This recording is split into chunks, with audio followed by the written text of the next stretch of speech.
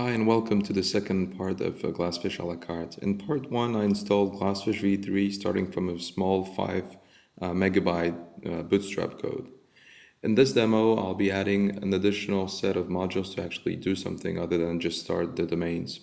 So I'm adding a web container. I'm using here the admin tool, the graphical tool. There's also obviously a command line interface to doing the exact same thing. So I'm adding those components, including the dependencies, agreeing to the various licenses if there's more than one. And that's it. We have GlassFish installed with those additional containers. So what I can now do is start the domain and actually deploy something. And that something is a web application, which can now be deployed since I have a web container installed. I can open this URL where the application actually sits.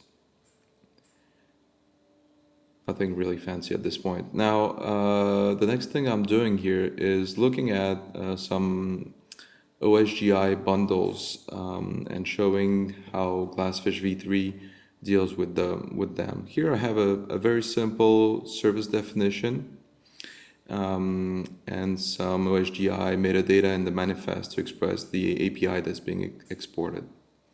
This is the implementation. I have two implementations. Both implement the simple service API, and both are described here. Oh, and by the way, these are Spring Beans.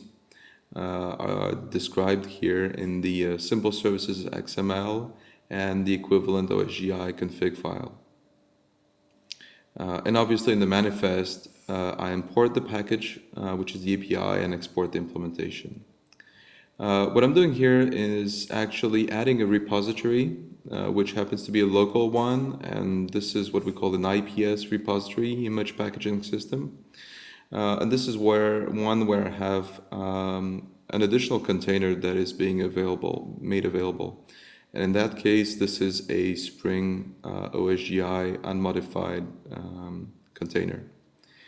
So if I go to the HTTP interface, I can actually see that Spring dynamic module container available. And when I use the update graphical tool, I can select this one and install it. And it's worth about 2.5 megabytes. So agree to the license, accept, and this is now actually being available as an extension to GlassFish. And we haven't used obviously any GlassFish API for extending GlassFish, purely a Spring unmodified OSGi set of bundles. So what I can do at this point is deploy the specific type, which we call OSGi, the API definition. Oh, and first I need the OSGi extender, which is a bundle which is activated and which will actually look at everything that's deployed, and if it is a Spring, it requires a Spring container, actually use that.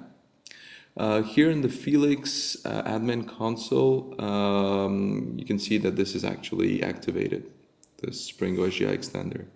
So now I can actually deploy the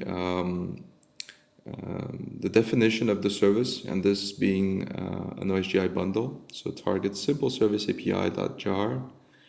I can deploy obviously the implementation as well, which are the two Spring Beans which I briefly described.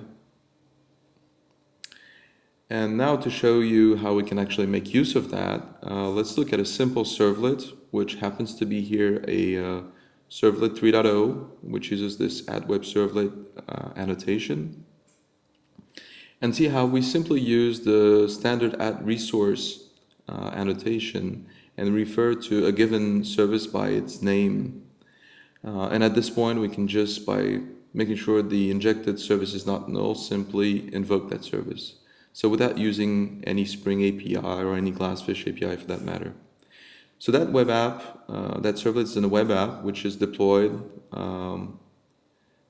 as any other web app in GlassFish. And now I can open the URL where that servlet actually lives and see that the two services are actually being injected and invoked by the servlet. So this concludes part 2 of GlassFish a la carte, showing how you can add on the fly different containers and make use of them.